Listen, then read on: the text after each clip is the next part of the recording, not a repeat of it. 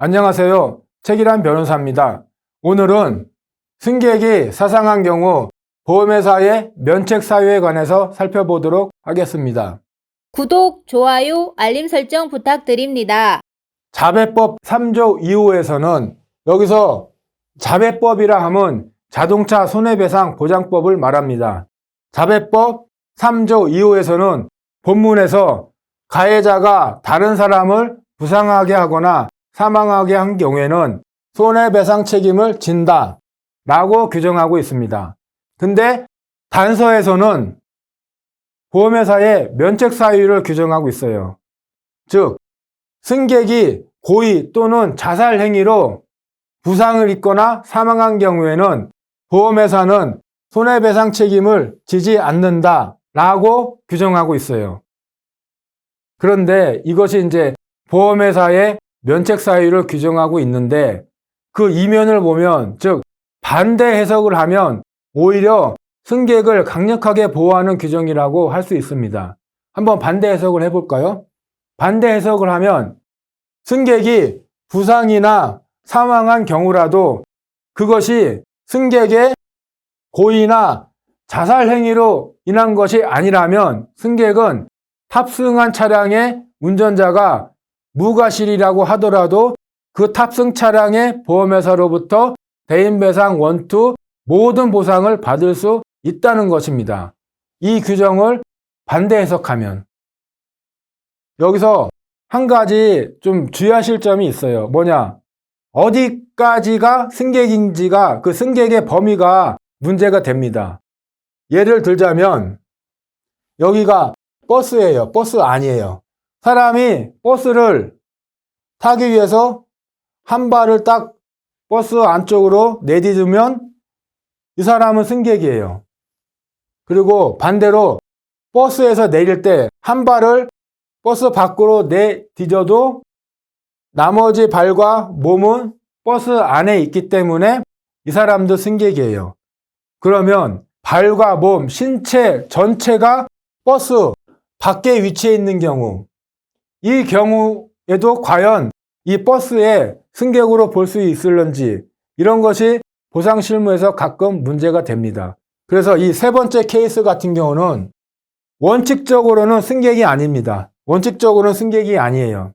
다만 예외적으로 자동차의 직접적인 위험 범위에서 벗어나지 않은 경우, 그런 경우에는 승객으로 보기도 합니다. 관광버스가 있어요. 관광버스가. 이 관광버스에 A를 비롯한 승객들이 타고 가다가 앞에 가던 차량과 충돌 사고가 난 거예요.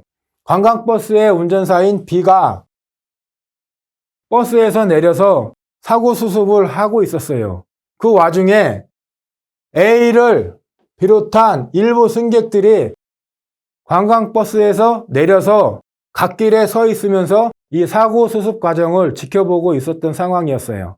그 상태에서 뒤따라오던 C차량이 갓길을 침범해서 A를 충격해서 A에게 부상을 입힌 사안입니다. 이러한 경우에 과연 저 A를 관광버스의 승객이라고 볼 수 있을까요? 대법원은 승객으로 보았습니다. 그 이유를 살펴보면 대부분의 승객들은 버스 안에서 대기하고 있었습니다. 두 번째는 사고 수습이 끝나면 A를 포함한 일부 내렸던 승객들이 다시 버스에 승차를 해서 목적지로 가기로 예정이 되어 있었어요. 세 번째로는 A가 갓길에 하차한 지 얼마 지나지 않아 C차량이 충돌하는 2차 사고를 낸 거예요.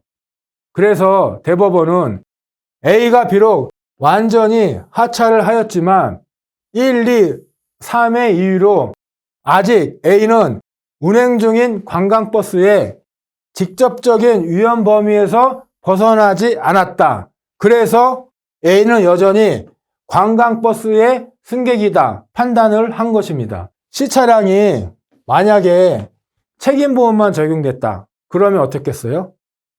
자배법 3조 2호에서는 A, 승객과 같은 사람이 고의나 자살 행위로 부상이나 사망을 하지 않는 경우에는 자기가 탑승한 차량의 보험회사로부터 대인배상 원투 전부를 보상받을 수 있다고 했죠. 그러니까 결국은 이 사안에서 A를 관광버스의 승객으로 본다면 A는 굳이 책임보험만 적용되는 C차량의 보험회사로부터 보상을 받을 필요 없이 자기가 탑승했던 관광버스의 보험회사로부터 대인배상 원투, 즉 종합보험으로서 모든 보상을 받을 수 있다는 것입니다. 예, 이상입니다. 오늘 영상을 시청해 주셔서 감사합니다.